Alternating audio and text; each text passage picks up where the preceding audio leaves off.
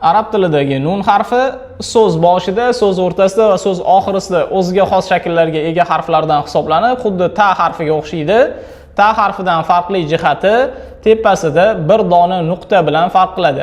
Agar ustiga ikkita nuqta qo'yadigan bo'lsak ta harfi, agar ustida bitta nuqta bo'ladigan bo'lsa nun harfi hisoblanadi. Endi uni talaffuziga to'xtaladigan bo'lsak, nun harfimizda til uchi tepa old tanglaylarga bosish orqali talaffuz qilinadi, ya'ni an va qo'shimcha maxraj sifatida biz burundan havoni, ya'ni ichkaridan kelgan havoni chiqarishimiz lozim bo'ladi va bu g'unna sifati deyiladi.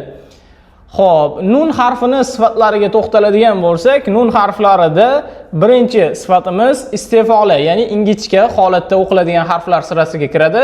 Ya'ni fatha bilan kelganda biza na, ya'ni no emas, bizlar na shaklida o'qishimiz lozim bo'ladi. Va ikkinchi sifati nun harfimizda bu jahr sifati hisoblanadi va til bosilgan paytda ichkaridan kelgan havo tashqariga kuchli oqim bilan chiqmaganligi sababli harfimiz havosiz, ya'ni jahr holatdagi harflar sirasiga kiradi.